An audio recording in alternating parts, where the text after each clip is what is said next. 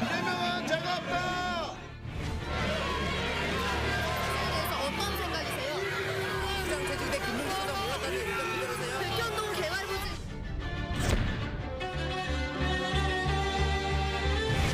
김만배를 몰랐다는 윤석열 후보의 말에 대해서는 조사도 없이 각하했고, 김문기를 몰랐다는 이재명의 말에 대해서는 압수수색, 그다음에 수십 명의 소환 조사를 통해서 기소했습니다. 이 부당함에 대해서는 법원이 잘 밝혀줄 거라고 생각합니다.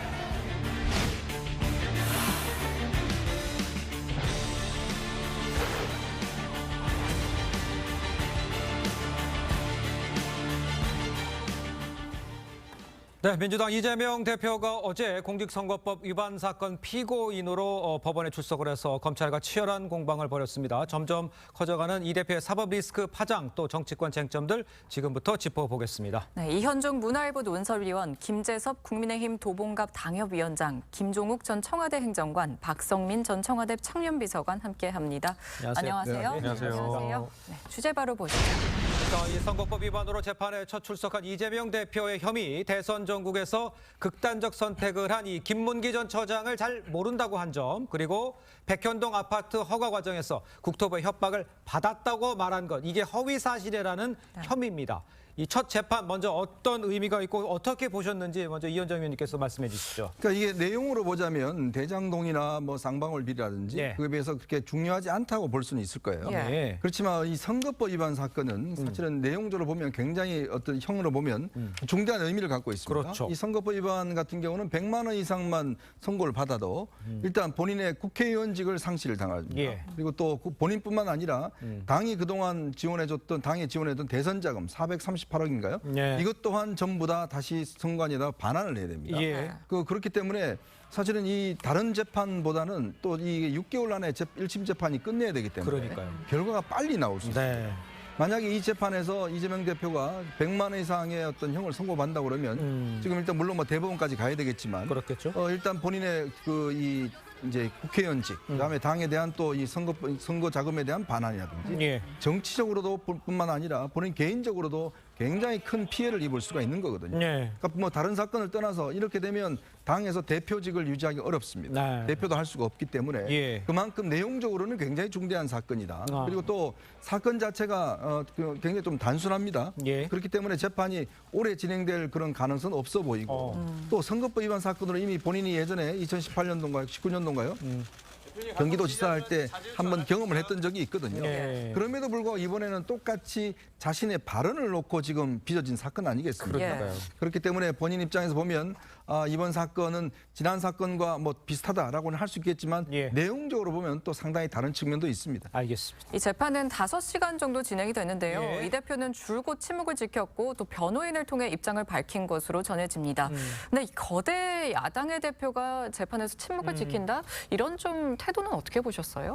뭐 꼬투리가 잡히면 안 되겠다라는 생각이 아마 있을 겁니다. 네. 지금 계속 이재명 대표 말 한마디 한마디가 이후에 설화로 또 문제가 되는 것들을 생각해 보면 네. 아마 이재명 대표 입장에서는 말을 아끼고 변호인을 통해서 해야 될 얘기만 한다. 법리적인 다툼만 하겠다라는 거 태도가 이제 명확하게 읽혀집니다. 예. 그리고 이제 이번 재판 같은 경우에는 공직선거법상 허위사실 공표와 관련된 내용들인데 네. 생각보다 사실관계가 복잡하진 않거든요. 뭐 알았다 몰랐다, 뭐 협박을 받았다 안 받았다. 네. 그냥 소명해야 될 게 분명히 있는데 아마 변호인의 역할이 중요할 것으로 보이는 것이 네. 예.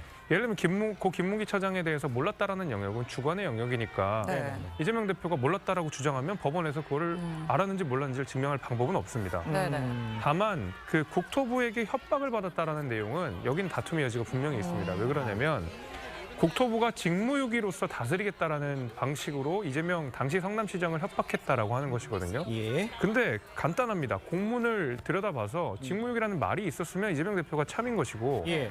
직무유기라는 말이 없었으면 이재명 대표의 말은 거짓이 되는 것이거든요. 예. 그래서 이 사실관계는 이걸로 간단하게 밝혀낼 부분이고 예. 나머지는 다 이제 법리적으로 이것이 과연 공표에 해당하느냐 이런 부분들로 아마 다툴 것이기 때문에 이재명 대표는 예. 침묵을 지키고 있을 텐데 네. 제 생각에는 아까 그 직무유기라는 말 자체가 아마 국토부에서 안 쓰인 걸로 지금 보이고 네네. 이에 대해서는 아마 문제가 될 거로 보입니다. 예, 일단 이게 공직선거법상의 문제이기 때문에 이제 빠르게 결정이 나올 것 같다는 얘기를 해주셨습니다만 김종욱 교수가 보시기에 첫 재판에 임하는 이재명 대표의 모습을 봤을 때 어떤 느낌이셨습니까? 제가 볼 땐 빨리 끝날 것 같지 않아요. 아 그렇습니까? 왜냐하면 대선 후보와 관련된 공직선거법 위반 문제이기 때문에 네. 예, 소위 법원에서도 이걸 아주 심중하게 판단할 수밖에 없고요. 그렇기 때문에 많은 사람들을 불러서 네. 문제에서 판단할 수밖에 없습니다. 네. 그러니까 예를 들면 그냥 일반적인 법리해석 문제가 아니라 매우 정치적인 문제와 결합되어 있는 상황이기 때문에 좀 그럴 거라 생각이 들고요. 그래서 말씀하신 것처럼 이재명 당대표 입장에서는 네.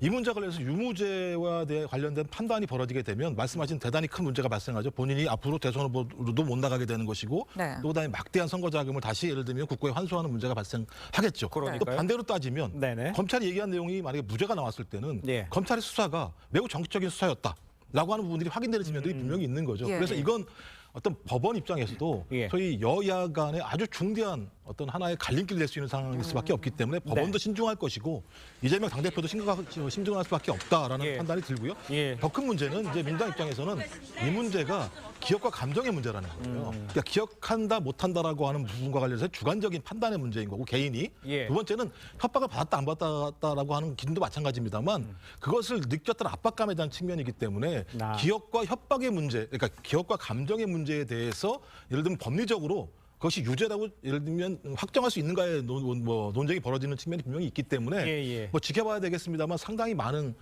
시간이 좀 걸릴 거라고 의외로 이런 생각이 듭니다. 알겠습니다. 이제 그 김문기 씨 같은 경우는 아까 말씀하신 대로 기업과 이제 그런 문제겠지만 국토부와 관련돼서는 서류들이 있으니까 좀 상황이 바뀔 수도 있을 것 같아요. 저희가 지금부터 차분히 좀 차근차근 살펴보도록 하겠습니다. 구체적인 혐의와 쟁점들 지금부터 짚어볼 텐데요. 먼저 과거에 이재명 대표가 극단적 선택을 한 이 김문기 전 처장에 대해서 성남시장 재직 때는 알지 못했다 이렇게 말을 했고 유족들은 억울함을 호소했었습니다. 직접 들어보겠습니다. 뭐 일부에서는 그 산하 직원이고 뭐 해외 출장도 같이 갔는데 어떻게 모를 수 있냐 그러지만 제가 뭐 그 실제로 하위 직원이라서 기억이 안 나고요. 성남시장 재직 시절 표창까지 받고 유동규 본부장과 함께 골프까지 같이 친 아버지를 이재명 대선 후보는 기억하지 못하고 있습니다. 같이 갔으면 그 사람이 얼굴이야 제가 봤겠지만 그 사람이 이 사람인지를 여러분은 어떻게 압니까? 표창을 수백 명을 주는데 저는 그분이 왜 돌아가셨는지를 모르죠. 참으로 안타까운 일이고. 아버지의 마지막 발인날 이재명 후보님은 산타클로스 복장을 입고 나와 춤을 추는 모습까지 보였습니다. 이 모습을 TV를 통해 보고 80대 친할머니께서 보시고 오열하시고 가슴을 치며 분통을 터뜨렸습니다. 네, 검찰은 이재명 대표가 김 처장을 알지 못했다고 말한 게 당선을 위한 허위사실 공표에 해당한다고 보고 기소를 했습니다. 네. 지금 들으신 대로 유족들은 골프에 여행까지 함께 갔는데 어떻게 모를 수 있냐 좀 이렇게 분노를 했거든요. 아까 당협위원장께서 주관의 영역이 있기는 하다라고 말씀하셨는데 좀 어떻게 들으셨어요, 이거? 그러니까 이게 저는 정치인의 지위라는 특수성을 좀 고려해야 한다고 생각을 합니다. 왜냐하면 이재명 대표가 성남시장에 재직했던 기간 자체가 8년이라는 시간이 되고요. 예. 당시에 성남시 공무원만 대충 추산을 해본다고 하면 4,000명 정도 되는 것이고 네네. 고 김문기 씨와 동일한 직급에 있는 팀장급의 사람은 600명 가량이 된다라고 알고 있습니다. 네. 예. 그러니까 그렇기 때문에 같이 여행을 간 것도 어떤 다른 일정을 함께 소화한 건 역시도 여러 사람과 함께였다는 점뿐만 아니라 네네. 일단 이 허위사실 공표라고 지금 의혹을 받고 있는 범죄 혐의를 받고 있는 이 발언이 예. 어떤 질문에서 비롯됐냐 보면 예. 당시 한 방송에 출연을 하셨습니다. 이재명 대표가. 그때 앵커의 질문은 개인적으로 시장 재직 중에 아셨냐라는 질문이었습니다. 예. 그러니까 개인적으로라는 어떻게 보면 단서 조항이 붙은 건데요.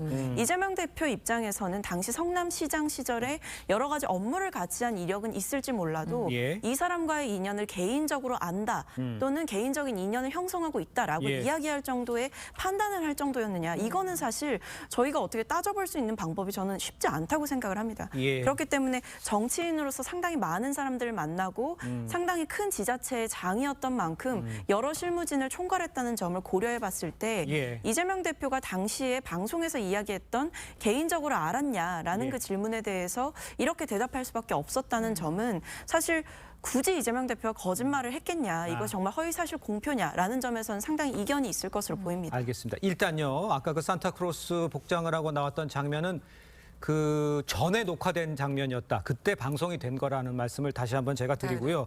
지금 정치인의 특수성 이야기를 했습니다만 이 성남 도계공에서 맡는 고 김문기 처장이 맡았던 일은 글쎄요, 600명의 많은 처장들하고 이런 이야기가 아니라 핵심적인 사업에 같이 했다. 이렇게 봐야 되는 시각도 있는 거 아닙니까? 제가 한 30년 정치부 기자 하면서 정치인들의 공통의 특성은 웬만큼 옷깃만 스쳐도 안다라고 하는 그 특성이거든요. 왜냐하면 정치인이란 게 그렇지 않습니까? 많은 사람들을 알아야 되는 직업이기 때문에. 그러니까 그런 어떤 상식적인 측면이 있을 수 있을 것이고요. 특히 이제 이재명 후보 대표가 본인은 뭐 잘 기억이 없다고 그러시는데 이게 아마 이제 판사 입장에서 보면 좀 상식적인 선에서 판단할 것 같아요. 자, 1차적으로 2010년도에 이재명 대표가 성남시장이 됩니다. 그런데 그 전부터 사실은 이 김문기 씨는 유동규 씨하고 가까운 사이예요. 건설업을 하는 사이이기 때문에. 그 전부터 이제 이재명 당시의 시장을 알고 있었다는 것이거든요. 그리고 2015년도에 이제 성남 도계공에 들어가서 하다가 당시에 이제 호주와 뉴질랜드 9박 11일 출장을 가게 됩니다. 한 10여 명 정도 출장을 가게 되잖아요. 원래는 김문기 씨가 멤버가 아니었어요. 근데 바뀌어졌습니다. 그러면 시장 같으면 웬만하면 그 멤버를 한 10명밖에 안 되잖아요. 그럼 누군지 다 체크할 거 아니겠습니까? 그리고 9박 11일 동안 밥을 먹으면 아침, 점심, 저녁 함께 먹다 치면 몇 끼를 같이 먹겠어요? 그리고 같이 또 3명이서 딱 3명만 골프를 함께 쳤습니다. 그럼 굉장히 가까운 사이라고 볼 수가 있겠죠. 자, 거기에다가 돌아와서 대장동 사업을 김문기 씨가 직접 실무적으로 총괄합니다. 그러면 나중에 대면 보고도 수차례 받는다고 하지 않습니까? 이 정도가 되면 일반인들 같은 경우는 안다라고 이렇게 이야기를 할 수 있을 거 아니겠어요? 그런데 이재명 지금 대표는 600명 되고 하는데 좋습니다. 팀장 600명 중에서 저렇게 출장을 함께 갈 수 있는 사람이 몇 명이나 될까요? 같이 골프를 치는 사람이 몇 명이나 될까요? 자, 그런 면이고 그다음에 돌아와서도 대장동 사업이라는 건 본인이 제일 중요한 사업을 관장하고 있습니다. 자, 그리고 방송에 출연해서 예전 방송은 상대방 후보가 질문할 때 즉흥적으로 나왔다는 걸 인정합니다. 자, 근데 이번 같은 경우는 이미 질문지에 포함이 돼 있었어요. 그리고 한 방송사에서 한 게 아닙니다. 거듭된 방송사의 질문에 대해서 본인은 모른다고 이야기를 했습니다. 모른다와 안다와 잘 모른다라는 것들은 뉘앙스가 다르잖아요. 자, 그렇다면 이것에 대해서 만약에 본인이 모른다는 범위에 대해서 주관적이다 이야기를 하지만 판사 입장에서 보면 과연 이게 모른다라고 이야기할 수 있는 이야기인지 아마 그 판단이 있을 것 같습니다. 그 부분이 있네요. 말씀하신 대로 이번 달 31일에 유동규 전 본부장의 이재명 대표의 선거법 위반 재판에 첫 번째 증인으로 출석을 합니다. 유 전 본부장은 이 대표와 김 전 처장의 친분을 좀 증언할 것으로 예상이 되고 있는데 물론 증언을 좀 지켜봐야겠지만 좀 변수가 될 수는 있을 것 같아요. 제가 볼 때는 오히려 유동규 씨의 진술 자체가 법원 내에서 소위 아주 유력한 증거로 확인되지 않을 가능성이 더 높다고 봐요. 왜냐하면 유동규 씨가 무슨 얘기를 했냐면 급하게 갈 것 없다. 이거 공식적으로 인터뷰한 겁니다. 천천히 말려 죽일 것이다. 그러니까 본인이 예를 들면 이재명 당대표를 대하는 자세가 이런 자세예요. 그러니까 이건 유동규 씨가 본인 스스로가 아주 명백한 객관적인 증거가 없었을 때 이런 얘기를 한 사람이 증언한 내용 자체가 법원에서 신빙성으로 예를 들면 인정될 수 있을지에 대한 문제 하나하고 다른 법원입니다만 지금까지 나온 곽상도 전 의원 판단에 의하면 그러니까 전문 진술이라고 얘기하는 그러니까 유동규 씨와 남욱 씨 두 사람이 진술을 했는데 이 진술은 김만배 씨한테 들은 거다라고 얘기한 거 아니겠습니까? 그럼 예를 들면 김만배 씨로부터 들었다라고 하는 것에 대해서 김만배가 인정을 하지 않게 되면 이게 증거로 채택이 안 되니까 또 곽상도 전 의원 문제와 관련해서도 마찬가지입니다만 아들의 전문 진술 같은 경우가 증거 채택이 안 된 측면이 있어요. 또 하나 이 사건의 가장 이건 뭐 별건입니다만 또 428억 약정이라는 문제도 분명히 있지 않습니까? 예를 들면 본인이 얘기했었습니다만 검찰이 이번에 체포영장에 구체적인 내용들을 적시하지 못하고 배경으로만 설명한 측면들이 분명히 있어요. 이런 전례들에 대해서 판사들이 모를 리가 없다는 생각이 들기 때문에 적어도 유동규 씨가 얘기하는 저희 법원에서의 재판 과정에서의 진술 자체들은 구체적인 증거, 예를 들면 문자를 주고받았다라고 하는 것을 본인이 확인할 수 있는 거지. 예를 들면 김문기 씨와 이재명 당대표 간에 그다음에 예를 들면 뭐 술자리가 있었다면 구체적으로 그 술자리를 누가 확증할 수 있었는지 아니면 빈번한 통화가 있었는지 이런 부분들이 확인이 안 됐을 때 이런 예를 들면 적의를 갖고 있는 유동규 씨의 법정에서의 진술을 네. 법원이 그대로 신뢰할 수 있을 것인가라는 부분들은 좀 달리 좀 판단할 필요가 있을 것 같습니다. 알겠습니다. 그러니까 유동규 씨가 말하는 것이 과연 고 김문기 처장을 이재명 당시 알았냐? 요거를 증명하기 쉽지 않을 것이다. 그러니까 구체적인 증거를 대지 얘기 않고 안- 본인이 만약에 이것을 해석을 한다고 얘기하면 쉽지는 않을 거라 생각이 알겠습니다. 듭니다. 자, 다음 이야기도 해보겠습니다. 다음 혐의는요, 이 대표가 2021년 10월 경기도 국정감사장에서 백현동 사업 특혜 의혹과 관련해서 국토부가 협박해서 부지 용도 변경을 했다. 이렇게 허위로 답변한 혐의입니다. 이 대표와 국토부의 입장을 이어서 한번 좀 들어보도록 하겠습니다. 지사님 백현동 사업에 특혜를 줬다고 생각하십니까? 전혀 사실이 아닙니다. 그거는 국토부가 요청해서 한 일이고 만약에 안 해주면 직무유기 뭐 이런 걸 문제 삼겠다고 협박을 해서 국토교통부는 이 문제와 관련해서 직무유기로 문제 삼겠다고 협박했습니까? 그런 사실 없습니다. 자, 이 대표 측은 국토부 협박 때문에 백현동 용도 변경을 했다 이런 입장이고요. 검찰은 대선을 의식을 해서 민간의 특혜를 주려고 성남시가 자체적으로 결정했다 이렇게 주장을 하고 있습니다. 이거는 당협위원장께서만 좀 설명을 좀 해주실까요? 예, 어떻게 다른지? 이재명 대표의 이야기대로 국토부가 이런저런 이유로 이재명 대표를 당시 성남시장을 협박했을 수도 있습니다. 이재명 대표가 주관의 영역으로서 국토부의 어떤 공문이랄지 국토부의 입장을 협박으로 느꼈을 수도 있습니다. 네네. 근데 저 발언 자체가 문제가 되는 이유는 앞서 우리 자료화면에서 봤지만 직무유기 이런 것으로 다스리겠다라는 말을 분명히 본인 입으로 하셨거든요. 근데 국토부는 직무유기라는 표현 자체를 쓴 적이 없어요. 그러면 협박이라고 하는 것을 주관의 영역으로 두고 이재명 대표가 어떤 이야기를 했든 협박의 느낌을 받았을 수도 있겠습니다만은 국토부가 직무유기라는 표현 자체를 쓰지 않는 이상 이재명 대표의 저 말은 거짓이 되는 겁니다. 그렇기 때문에 공직선거법상 허위사실 공표에 해당하는 부분인 것이고 오히려 이것이 과연 공표에 해당하느냐. 지금 저 자리가 국감장이거든요.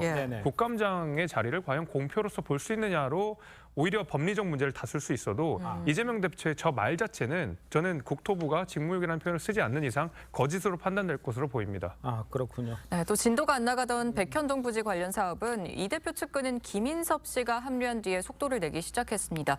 물론 관련이 있다고 저희가 단정 지을 수는 없지만 이때도 성남시가 토지 용도를 녹지에서 준 주거지로 4단계 또 상향을 해줬거든요.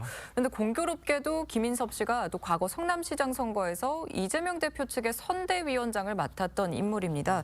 일단 당협위원장의 말씀 어떻게 들으셨는지 좀 여쭤보고 싶고 검찰이 이 부분 혐의에 대해서 주장하는 바 또 어떻게 보시는지. 그러니까 지금 일단 이 용도 변경 자체가 상당히 이례적이었던 거 아니냐라는 게 핵심적인 이 혐의의 큰 줄기인데요. 근데 사실 하나 더 봐야 될 거는 당시에 왜 그렇다면 한국식품연구원이 이사를 갔으면 그리고 그 과정에서 그 부지를 처리하는 과정에서 지금 이런 의혹들이 불거진 건데 시작은 이재명 대표가 아니라 당시 정부가 추진하던 그 공공기관 이전 특별법의 일환이었다라고 보는 것이 좀 더 정확할 것이라고 생각합니다. 그래서 이것이 이재명 대표가 개인의 사익을 충족시키기 위해서 또는 측근들에게 뭔가 특혜를 주기 위해서 마치 불법적인 일이 횡행된 것처럼 이제 여러 가지 의혹 제기가 있었지만 일단 이것이 국가의 큰 줄기의 정책이었다는 점에서 지방자치단체 역시도 따라야 한다. 그런 점에서 국토부와 여러 가지 소통 과정에서 성남시의 뭐 실무진들은 압박을 상당수 느꼈을 가능성이 있다라는 점이 있는 거고요. 그다음에 한 가지 더는 김인섭 씨와의 관계성에 따라서 지금 김인섭 씨가 소위 말해 이재명 대표와의 친분을 기반으로 호가호위했다라는 이야기를 하고 있지만 김인섭 씨가 한 언론과 인터뷰를 한 게 있습니다. 올해 2월 7일인데요. 이재명 대표를 과거에 도운 것은 맞지만 이재명 대표가 2010년 성남시장에 당선된 후부터는 사이가 상당히 틀어져 있었다. 그래서 그 이후에 정진상 실장이 여러 차례 한번 밥을 먹자라고 이야기를 했는데도 본인이 지속적으로 거절을 했다라는 이야기를 공개적으로 한 바가 있거든요. 그렇기 때문에 지금 검찰의 논리가 또는 검찰에서 사실이라고 믿고 있는 여러 가지 진술 중에 상당 부분 사실관계와 다른 것들이 많다라고 보여집니다. 그런데 부지용도 변경 관련해서 사실 단계적으로 보통 올리는데 4단계나 이렇게 한 번에 올리는 경우가 있나 싶거든요. 우선 이제 협박이라는 그 법률적 의미를 보면요. 협박은 이렇게 법률적으로 규정되어 있습니다. 공포심을 일으키기 위해서 상대방의 신체, 자유, 명예, 재산, 따위에 해를 가하기 위한 어떤 협박이다. 이런 걸 협박으로 정리하고 있거든요. 예. 자, 그렇다면 이재명 대표가 국토부로부터 어떤 협박을 받았는지 과연 뭐 생명이나 신체 자유, 명예, 재산 이걸 침해하겠다라고 직무유기다라고 했는지 이 부분을 본인이 이제 입증해야 될 것이고요. 그렇죠. 두 번째로 이 백현동 부지는 여러 가지 지금 모여오고 있습니다. 왜냐하면 이 부지가 한국식품연구원이 지방으로 이전하면서 당시에 국토부가 전국에 한 30여 개 정도 되는 이제 그 기관들이 지방으로 이전하면서 그 용지가 남을 거 아니겠습니까? 그거를 예를 들어서 일반 용도로 빨리 팔 수 있도록 해달라라는 요청들을 다 보냈어요. 다 보냈는데 문제는 여기 아시아 디벨롭먼트 회사가 이제 이거를 2차례 요청을 했음에도 불구하고 자연녹지거든요. 자연녹지 건물을 못 짓지 않습니까? 이걸 2단계만 좀 상향시켜 주라. 이렇게 이야기를 했는데도 2차례 다 거절당했습니다. 그래서 김민섭 씨를 영입을 했는데 바로 허락이 난 거예요. 2단계도 아니고 4단계나 상향이 됩니다. 준 주거지역으로 되는 거죠. 그래서 이거 자체가 결국은 그렇게 또 되는 거고 거기다가 원래는 성남도계공이 함께 개발을 하기로 했는데 그 개발을 함께 개발하는 걸 포기합니다. 그러면서 그냥 일반 업체가 들어가게 되죠. 그래서 이 업체가 실질적으로 보면 한 3천억 정도 되는 이득을 얻게 되는 거예요. 문제는 그 허가 변경 그 사이에 누가 들어가느냐 바로 김인섭이라는 사람이 들어갑니다. 그리고 김인섭이라는 사람이 5대5로 지분을 나누는 걸로 합의를 했어요. 나중에 아시아 디벨롭먼트가 이걸 안 하니까 소송을 했습니다. 소송을 해서 결국 70억을 주라라고 해서 70억을 받은 거예요. 자, 그렇다면 어떻게 이 처음에는 거절하는 것이 그다음에 왜 세 번째 김인섭 씨가 들어가면서 허가가 난 것인지. 원래 또 여기가 허가 사항이 뭐냐면 전부 다 임대주택을 짓기로 했어요. 그러니까요. 근데 이것도 바뀌어졌습니다. 임대주택을 10%만 짓고 그러니까요. 90% 하라. 그다음에 원래 이 옹벽을요 15m 이상 할 수가 없게 돼 있습니다. 근데 거기 가보시면 알겠지만 50m가 넘습니다. 뭐 세계 최대의 옹벽이라고 이야기를 하는데요. 그러면 옹벽을 하면 땅을 더 파야 되잖아요. 그러면 아파트를 더 많이 지을 수가 있죠. 수익이 더 남을 수가 있는 거거든요. 어떻게 이런 특혜를 단지 협박받아서 이런 특혜를 줬을까? 라는 의문이 생기지 않겠습니까? 바로 그런 부분이 있기 때문에 저는 이 부분을 아마 이재명 대표가 본인이 어디서 어떤 협박을 받는지 구체적으로 입증을 해야 될 겁니다. 그러니까 협박받은 거에 대한 얘기를 먼저 해주시고 다음 질문 이 부분은 너무 안 나가 있는 게 백현동은 수사 중인 상황이에요. 그러니까 인허가가 타당한지 안 타당한지 확인해보는 과정이기 때문에 이 부분까지 따질 이유는 없어요. 법원에서. 그 논리대로 얘기한다면 대법원에서 확정 판결했던 5,503억 원에 대해서 공공환수했다고 하는 대법원 판결도 신뢰해야 되는 거예요. 그거 신뢰하지 않게 되면 검찰에서 제기하고 체포영장은 매우 문제가 많은 거죠. 그러니까 이거 지금 백현동에서 백현동 문제는 수사가 진행된 상황이기 때문에 검찰이 수사를 해서 기소하게 되면 그 기소 내용을 가지고 저희가 토론할 수 있다는 생각이 드는 것이고 협박과 관련해서 이렇게 말씀하시는데 예를 들면 국토부가 예산권을 안 가지고 있습니까? 재정 권한을 가지고 있잖아요. 재정 권한을 가지고 압박을 할 수 있는 측면이 분명히 있는 거죠. 지자체 같은 경우는 이 문제는 굉장히 강력한 힘일 수 있는 측면들이 분명히 있는 거죠. 또 하나 성남시는 그 당시 야당이었습니다. 야당 지자체장 같은 경우는 저희 정권의 눈치를 볼 수밖에 없는 측면들이 분명히 있어요. 이런 부분들을 어떻게 협박으로 느꼈는지 안 느꼈는지에 대한 판단의 문제 아니겠습니까? 근데 야당 지자체장이라고 얘기한다면 재정상의 불이익을 당할 수 있다라고 하는 압박감, 그 공문 자체에 대한 내용에 직무유기냐 아니냐의 문제는 직무유기 용어가 들어간 게 아니라 실제로 직무를 행했는지 안 했는지와 관련돼서 왜 이런 직무를 행하지 않았냐라고 그 내용이 들어가 있게 되면 그렇게 포괄적으로 해석할 수 있는 측면들이 분명히 있는 거죠. 그래서 이 부분들은 제가 볼 때는 지켜올 부분이 분명히 있는 것이고요. 계속 민주당이 얘기하는 건 기억과 감정의 문제이기 때문에 이 부분까지도 예를 들면 법률적으로 대응할 수 있을 것인가에 대한 문제 그리고 아까 말씀하신 백현동 인허가 문제는 지금 수사가 진행되는 상황이기 때문에 수사가 진행되고 나서 기소가 되는 내용들을 보고 얘기할 수 있다고 생각합니다. 알겠습니다. 근데 문제는 뭐냐면 이 부분을 예를 들어서 본인이 만약 그렇다 그러면 나는 그렇게 느꼈다라고 이야기하면 돼요. 그죠? 그러니까 예를 들어서 이재명 대표가 국감장에 나와서 국토부에서는 그렇게 이야기했지만 나는 그렇게 압박을 느꼈다. 이렇게 이야기하면 되는데 문제는 직무유기를 한다고 협박을 했다라고 구체적으로 팩트를 이야기를 한 거예요. 그렇다면 누가 직무유기로 당신 이거 안 들어주면 이거 하겠다. 왜냐하면 당시에 여기만 한 게 아닙니다. 다른 지자체 35개 지자체도 다 국토부가 협조 요청을 했습니다. 그럼 다른 데도 똑같은 압박을 느꼈을까요? 그걸 증명해야 되는 거예요. 자, 그럼 김종욱 교수 이렇게 여쭤볼게요. 국토부가 성남시에 용도 변경 협도 요청 공문을 보냈는데 의무 상황은 아니었다고 얘기했어요. 근데 이거를 왜 협박으로 느꼈냐 이렇게 얘기하면 뭐라고? 한 번 온 게 아니란 말이에요. 수차례 왔다는 거죠. 동일한 사안으로 수차례 왔을 때 그걸 압박으로 느끼지 않는다라고 예를 들면 얘기하면 그건 강심장인 거죠. 생각을 해보십시오. 예를 들면 국토부라고 하는 소위 예산권을 가지고 있고 재정에 대한 행사를 할 수 있는 국토부가 그분과 관련해서 계속 일관되게 몇 번에 걸쳐서 공문을 발송하게 되면 해당 지자체 같은 경우 특히 여당 지자체가 아니라 야당 지자체 같은 경우는 그래서 압박으로 충분히 느낄 수 있는 거죠. 말씀하신 것처럼 법원이 그 이재명 당대표가 얘기한 소위 직무유기라고 협박했다라고 하는 용어를 한정적으로 해석할 것인가 아니면 포괄적으로 해석할 것인가의 여지는 분명히 남아있다는 생각이 듭니다만 성남시장 당시에 성남시는 이렇게 느꼈다고 얘기를 하는 거죠. 법원에서. 알겠습니다. 네, 앞으로의 상황도 좀 짚어봐야 할 텐데요. 최종적으로 이 대표가 벌금 100만 원 이상의 유죄 판결을 받을 경우 이 대표는 5년간 피선거권도 제한이 돼서 다음 대선 출마가 불가능해집니다. 민주당이 이 정부에서 지원받은 대선 비용 434억 원도 반납을 해야 할 수도 있는데 이건 좀 양측에 저희가 여쭤봐야 할 것 같은데 일단 당협위원장께서 어떻게 좀 전망하세요? 그러니까 만약에 여기서 유죄 판결이 난다 그러면 당장 나오는 얘기가 민주당에 있는 당사 팔아야 된다는 얘기부터 나오는 거 아니겠습니까? 그렇다 그러면 이재명 대표는 당 대표의 신분으로서 민주당의 존립위기를 흔드는 상황 속에 있을 수밖에 없다라는 것입니다. 결국 뭐 무죄 판결이 난다고 하더라도 무죄 판결이 나기 전까지 그 불안정한 유동적인 상황을 민주당이 계속 정치적으로 감내해야 된다는 것 자체가 큰 문제가 되는 것이죠.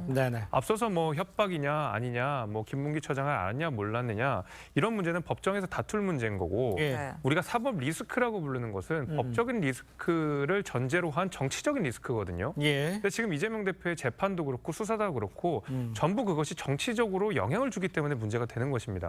마찬가지로 민주 당사 자체가 팔린다 안 팔린다. 이재명 대표 바로 직전까지 대통령 후보였던 이재명 대표가 다음 차기의 대통령 후보든 뭐 국회의원 후보든 출마 자체가 불가능하다라는 것 자체가 그 유동적인 상황 자체가 민주당을 정치적으로 굉장히 불안하게 만든다는 것이거든요. 그냥 일개 개인의 의원이 아니지 않습니까? 당의 대표지 않습니까? 앞으로 계속 2주마다 재판 출석해야 되고 수사받으러 가야 되고 또 체포동의안 올라오면 거기 부결시키든 가결시키든 또 민주당 내용이 있을 거거든요.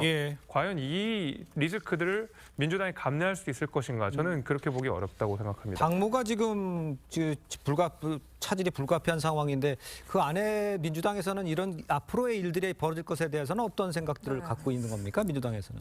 뭐 이제 아직 표면적으로 의견 수렴이 뭐 공개적으로 이루어지거나 이런 상황은 아닙니다만 사실 지금 이재명 대표의 체포동의안 그 표결 이후에 당 분위기가 좋지 않은 것은 사실입니다. 지금 그리고 무엇보다도 이제 이른바 강성 지지자분들께서 뭐 살생부를 만들어서 온라인에 공표를 한다든지 이런 식으로 여러 가지 당 안에 소위 말하는 후폭풍이 좀 있기 때문에 이제 앞으로 좀 더 차분하게 이 사안을 돌파해 나가야 된다라는 생각은 이제 다들 거기에 뜻이 모아지고 있는 것 같습니다. 실제로 이제 분열을 하는 것이 누구 좋으라고 분열을 하는 것이냐라는 공통된 메시지가 상당수 보여지고 있거든요. 당내 구성원들로부터. 그렇기 때문에 말씀하신 대로 이제 재판에 출석하고 그 과정에서 언론을 통해서 비춰지는 모습들에 따라서 국민들 보시기에는 좀 부적절해 보인다. 민주당에 대한 실망이 있다라는 점이 좀 더 커질 것을 우려가 됩니다만 사실 중요한 것은 뭐 재판에 몇 번 출석하고 얼마나 자주 나가고 이것보다도 지금 당 안에서 이재명 대표의 리더십이 어떻게 다시 세워질 것이냐가 더 중요한 기점에 있는 것이거든요. 근데 이것은 단순히 이재명 개인을 위한 개인의 정치적 생명과 연동된 사안이 아니라 사실은 민주당이 이제 앞으로 선거도 얼마 남지 않은 상황에서 제1야당으로서의 뭐 정부 견제 기능이라든지 아니면 민주당으로서의 그 성과나 역할들을 인정받을 수 있는 국민들께 다시 한번 설득을 해야 되는 작업을 거쳐야 되는 거거든요. 그래서 저는 지금 뭐 당무의 차질이 불가피하다 이것보다도 이제 이재명 대표가 지금의 혼란을 어떻게 수습하고 본인과 관련된 사법 리스크로부터 어떻게 당을 조금 분리시킬 거냐 이 지점이 좀 더 중요해 보입니다. 그런데 이런 와중에 한 언론사 간부가 이 대표와의 전화 통화에서 이 대표는 옥중 공천도 불사하겠다고 말했다고 주장했습니다. 직접 들어보시죠. 제가 취재한 걸로는요. 추가 영장이 오더라도 나갈 생각도 없으시고요. 대표님 사퇴할 의사도 1도 없습니다. 그리고 심지어 옥중 공천도 불사하겠다. 이재명 그런 대표가 생각을 하고 있어요.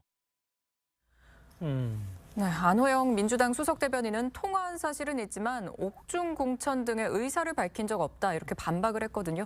이 대표가 사법 리스크가 커져도 끝까지 공천권을 놓지 않을까요? 어떻게 될까요? 제가 볼 때 뭐 지금 김기환 논설위원장 얘기에 대해서 이재명 당대표가 대변인을 통해서 그런 사실이 없다라고 얘기했기 때문에 어디가 사실이 맞는지는 좀 확인이 안 되는 상황입니다. 그런데 이제 문제의 핵심은 저는 일단 기본적으로 적어도 당대표가 특정 언론사 논설위원장에게 이런 얘기를 했다?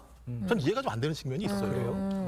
아니 왜냐하면 영장 실시 심사를 받지 않겠다 얘기할 수 있습니다. 그다음에 당대표 사퇴 의사가 없다 얘기도 할 수 있어요.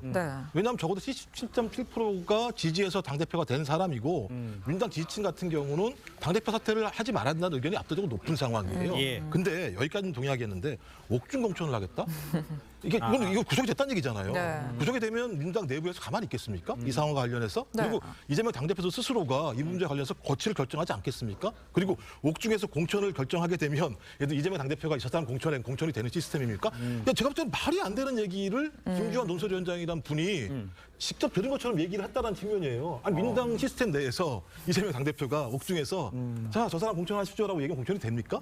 제가 볼 때는 김주환 논설위원장도 마찬가지인데 통화하면서 그게 말이 됩니까라고 물어봐야 될 거 아니에요? 기자라고 얘기하면? 이런 거 안 물어보고 나서 예를 들면 라디오에 나와서 이렇게 얘기하면서 이것이 명확하다라고 얘기하는 거. 제가 볼 땐 상식적으로 저는 이런 분하고 왜 만나셨을까? 왜 통화했을까? 전 이거부터 의심이 되고요. 옆에 기자로 계시니까 아시잖아요.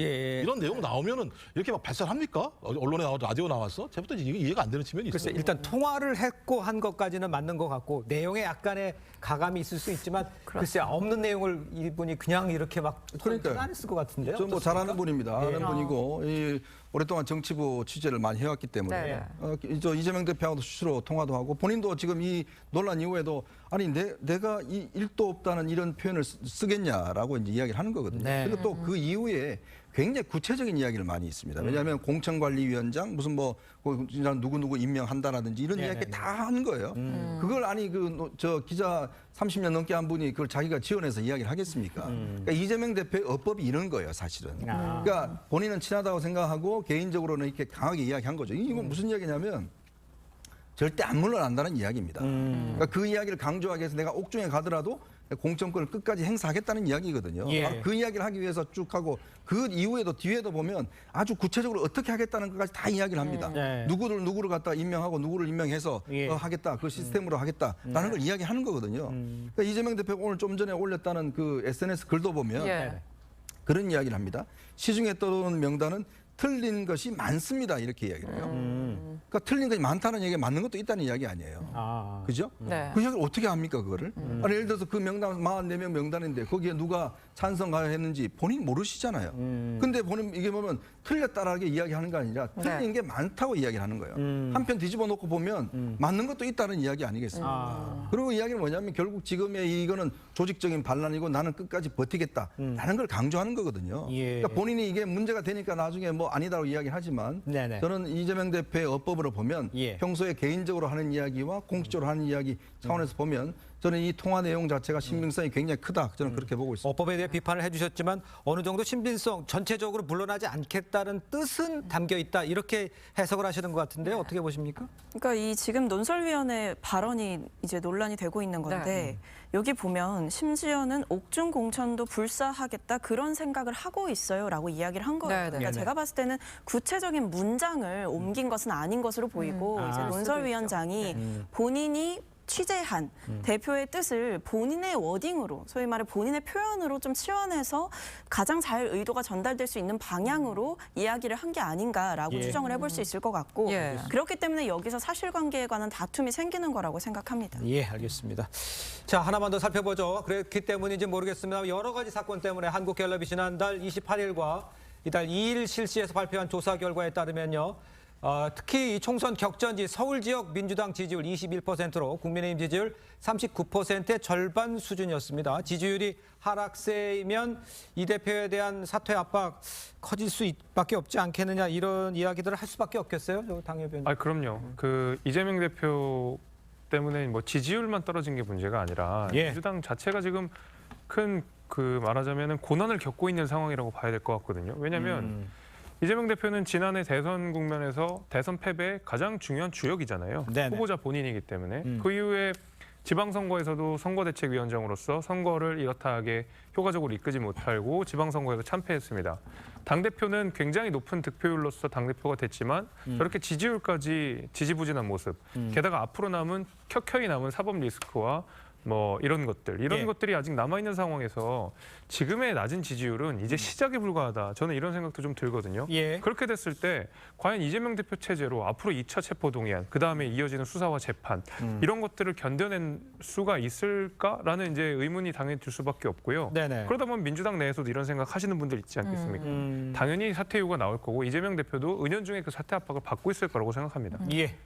그런데 친명계에서 이재명 대표에 대한 추가 이 체포동의안이 국회에 올 경우를 대비해서 표결 보이콧을 하자는 주장까지 나왔습니다. 표결 보이콧은 표결 자체를 못하게 하는 것인데 사실 어떻게 좀 보세요? 이런 움직임은. 그러니까 이게 이 주장의 핵심은 아마 그 의도는 그걸 겁니다. 이탈표를 애초에 나오지 않게 하는 환경을 만들자. 그러니까 소위 말하는 원천 봉쇄를 하겠다라는 거거든요. 그러니까 우리 당이 이 검찰의 수사가 무리하고 무도하다는 데 공감대가 있기 때문에 이재명 대표에게 날아오는 이 구속영장 청구서 자체가 애초에 판단을 할 것이 아니라 이미 우리 안에서는 판단이 다 끝났다라는 의도로 저는 읽혔는데 근데 지금 이 주장이 얼마나 당 안에서 공감대를 얻고 있는지조차 저는 좀 잘 모르겠고요. 그리고 사실 처음에 이번에 체포동의안 표결 전에 나왔던 얘기를 살펴보시면 당론으로 부결을 정하자라는 이야기가 있었습니다. 근데 그것이 의원들 내부에 반대도 있었고 여론도 의식을 해서 사실은 지도부에서도 그런 사실 없다라고 하면서 무마가 된 바가 있거든요. 그러니까 저는 이번 주장도 비슷한 수순으로 흘러갈 거라고 봅니다. 그러니까 지금 이 주장은 아마 이제 최근에 표결 결과에 따른 충격에서 비롯된 소위 말하는 좀 극강의 처방이라고 볼 수가 있겠는데 이것이 과연 실제로 현실에 옮겨질 것이냐. 아예 투표 자체를 하지 말자라고 한다면 그것에 공감할 수 있는 당내 구성원들은 얼마나 될 것이며 애초에 표결 자체를 봉쇄하겠다는 행위에 대해서 국민들께서 보내실 비판 여론도 분명히 인식을 해야 되지 않냐라는 생각이고 이런 식으로 너무 강한 이야기가 당 안에서 많이 나오는 것도 저는 적절하지 않다라고 생각합니다. 알겠습니다. 민주당 이름이 더불어민주당이잖아요. 이 민주당을 그동안 쭉 이어져 왔습니다. 자, 그런데 우리 헌법을 보면요. 국회의원은 양심에 따라서 행동하도록 되어 있습니다. 국회법도 마찬가지입니다. 결국 이 지금 김용민 의원의 주장은 국회의원의 양심을 지금 봉쇄하겠다는 거예요. 헌법과 국회법 위반입니다. 더군다나 이거는 법률적으로 성립할 수 없는 게 이 체포동의안 같은 경우는 72시간 내에 하지 않으면 그 다음번 열리는 국회 안건이 자동 상정이 됩니다. 상정에 투표를 하게 돼 있어요. 그러니까 그 주장에 따르면 그냥 계속 국회를 열지 말자는 이야기가 똑같은 거죠. 그러니까 이런 식으로 이야기를 하면 이거는 정말 민주당이 가지고 있었던 민주화의 정통, 본인들이 민주라는 이름을 계속적으로 가지고 있지 않습니까? 그럼 과연 그럼 이거는 뭡니까? 국회의원들 통제하겠다는 이야기 아니겠어요? 당론이라는 이름으로. 그리고 또 이거를 국회의원들 확인하겠다는데 이게 지금 무기명 비밀 투표하는 거 아니겠습니까? 그럼 그러면 가서 뭐 찍어오라는 이야기입니까? 자기 뭐 투표했는지 확인하겠다는 이야기인가요? 당론으로 하겠다는 이야기가? 결국 이런 거를 통제하겠다는 발상. 이거 자체가 이거는 당론으로 해봤자 가서 그냥 자기 양심에 따라 찍는데 그걸 어떻게 통제하겠습니까? 어떻게 확인할 거예요? 방법이 없지 않습니까? 그러니까 그런 거를 하는 발상 자체가 저는 기본적으로 민주주의 교육이 덜 됐다 이런 생각이 듭니다. 알겠습니다. 자, 다음 주제도 좀 살펴보도록 하겠습니다. 자, 민주당에서는요, 이른바 대장동 50억 클럽에 대한 이 특별검사, 이 특검 법안을 단독 발의를 했는데요. 이 대표가 관련 의혹으로 수사를 받는 상황에서 결과적으로 민주당만 특검 후보자를 추천할 수 있는 내용이 지금 포함되어 있는 상황이에요. 김주옥 교수께서 보시기에는 이게 글쎄요, 이게 납득하기가 좀 어렵습니다. 결과적으로는 이런 모양새가 되면. 이 특검안이 민주당만 제출한 건 아니에요. 정의당이 먼저 제출을 했어요. 정의당 50억 클럽 관련해서 민주당과 협의를 하지 않고 제출을 했기 때문에 민주당에서는 이제 기본적인 안을 가지고 낸 측면이 분명히 있고요. 이 협의를 진행을 해야 되는 측면들이 분명히 있는 거죠. 그래서 제가 볼 때 이 문제와 관련해서 말씀하신 것처럼 저는 만약에 한동훈 법무부 장관이 그런 얘기를 했더라고요. 예를 들면 소위 민주당 스스로가 추천권을 받겠다는 얘기 아니냐. 근데 그렇게 얘기하면 반대로 그렇단 만약에 정의당이 추천하면 수용하겠다는 거냐. 제가 볼 때 지금 핵심은 50억 클럽 문제와 관련해서 국민적인 공분이거든요. 곽상도 전 의원 재판 관련해서 소위 대리라는 사람이 몇 년밖에 근무하지 않았는데 50억의 퇴직금을 받았는데 소위 그 검찰의 수사 내용의 증거가 불확실하기 때문에 법원이 이거 갖다 무죄로 판단한 내용들 아니겠습니까? 이 문제와 관련해서 그러면 검찰이 소위 수사에 대한 의지가 없고 그런 의지가 없는 상황이라고 얘기하면 특검을 통해서 밝혀야 된다라고 하는 것이 핵심적인 이유이기 때문에 제가 볼 때 민주당이 이렇게 왜 냈냐라는 얘기를 떠나서 국민의힘도 안을 내고요. 정의당이나 민주당이 이미 냈으니까 협의를 통해서 가능한 부분들에 대해서 합의안을 도출해서 검찰에게 이 수사를 맡길 것이 아니라 적어도 소위 국회 내에서 합의할 수 있는 안을 만들어서 저는 정의당이 추천해 좋다고 생각을 합니다. 이렇게 하거나 아니면 정 아니라면 제가 볼 때 한동훈 법무부 장관이 상설특검 할 수 있어요. 실제 이 문제 같은 경우는. 저는 어떤 형태로든지 검찰이 이렇게 예를 들면 국민들에게 불신을 받는 상황, 이 재판과 관련해서 라고 얘기한다면 한동훈 법무부 장관이 민주당의 특검법안을 문제제기할 게 아니고요. 스스로가 상설특검 같은 걸 얘기해서 검찰에 불신을 없애려고 하는 얘기를 해야 되는데 매번 말씀하시는 게 제가 볼 땐 거의 국민의힘 대변인이나 제가 볼 때 법률위원장처럼 말씀하시는 것 같아요. 제가 볼 때 빨리 이 문제에 대해서는 국민적으로 비판 여론에서 벗어나기 위해서라도 저는 특검을 해야 된다고 그러니까 민주당만 특검 후보자를 추천하는 이 모양새는 적당치는 않다는 제가 볼 때 문제가 될 수 있다고 생각합니다. 그런데 여기서 논란이 커지는 이유가 또 한동훈 장관은 수사 대상인 이재명 대표가 검사를 고르겠다는 것이다 이렇게 좀 비판을 했거든요. 국민의힘에서도 고양이에게 생선 주는 거 아니냐 뭐 이런 비판이 나오는데 어떻게 보십니까? 그 한동훈 장관의 말이 맞습니다. 왜냐하면 그 대장동 특검도 대선 국면에서 굉장히 얘기 많이 나왔는데 결국 안 된 게 이유가 민주당에서 이제 많이 반대를 했었는데 특검 구성하는 데만 하세월이라는 얘기를 했었거든요. 실제로 그렇습니다. 특검에서 가장 첨예하게 문제가 되는 건 각 당이 누구를 특검으로 추천할 것이냐 이거 가지고 늘 싸우거든요. 근데 민주당이 낸 그 법안 발의된 내용들을 보게 되면 그냥 대통령이 포함된 그 교섭단체를 제외하고 그 특검을 추천하게 돼 있거든요. 말 그대로 그냥 민주당만 추천하게 되어 있습니다. 근데 이재명 대표도 수사상에 있고요. 55 클럽에는 국민의힘도 포함이 되어 있는데 양 정당에게 모두 그 이해관계가 달려있는 이 특검에 대해서 민주당이 그냥 마음만 앞서서 특검법을 발의를 한다 그러면 국민의힘 입장에서는 이거는 협상하지 말자는 소리입니다. 사실은 전혀 그냥 협상의 가능성을 완전히 차단해 놓고 차라리 정의당이 이야기한 것처럼 비교섭 단체들이 추천을 한다 그러면 거기에 대해서 국민의힘과 민주당이 그 협의를 해볼 수 있습니다. 타진을 해볼 수 있습니다. 근데 민주당처럼 그냥 국민의힘은 여기 손 떼고 그냥 다 민주당에서만 추천하겠습니다 하면 이건 애초에 받지 말자는 특검이거든요. 그런 의미에서 민주당이 정말로 특검을 통과 싶은지 그냥 이것을 정치적 명분 삼아서 지지층을 달래기 위한 하나의 수단으로서 쓰는 건지에 대한 의심이 들 수밖에 없습니다. 이현정 의원님 어떻게 보십니까? 그러니까 이게 특검법이라고 역대 특검법을 보면 예전에는 뭐 그런 협상이 있었습니다만은 보통 보면 원내 교섭단체들이 합의해서 하게 돼 있거든요. 당연한 거 아니겠습니까? 원내에서 제일 많은 정당 교섭단체가 가지는 정당들이 합의해서 하는 건데 지금 법에 보면 그렇습니다. 대통령이 소속되지 않는 교섭단체가 2명을 추천한다. 교섭단체가 딱 2개 있는데 그다음 민주당밖에 없잖아요. 차라리 민주당이 추천한다 그러지 뭐하러 이렇게 복잡한 용어로 표현합니까? 그러니까 이런 식으로 법을 내니까 아예 이거 자체가 정책이라는 이야기를 듣잖아요. 그럼 법을 만들 때도 최소한 뭐 일반인들이 보시기에 그래도 좀 합리적이다 할 정도로 이야기를 해야 되는데 차라리 자기들이 임명해서 자기들이 하겠다고 이야기하면 되는 것을 그러니까 처음부터 법안 자체를 이런 식으로 하면 아예 특검을 하지 말자는 거죠. 알겠습니다. 저는 이제 아마 지금 정의당과의 협상의 여지를 열어놓는 발언을 민주당에서 계속 하고 있거든요. 그렇기 때문에 지금 민주당이 이렇게 좀 어떻게 보면 강경하게 좀 내기는 했지만 추후 협상을 통해서 충분히 다른 방향으로도 정해질 수 있다라고 생각을 합니다. 그래서 민주당이 이렇게 낸 것은 국민들에게 비판을 받을 수 있는 여지가 충분히 있고 그 점을 아마 당도 인지하고 있을 것이다라고 생각합니다. 알겠습니다. 자, 정치권 소식은 여기까지입니다. 네 분과 인사 나누도록 하겠습니다. 고맙습니다. 감사합니다. 감사합니다.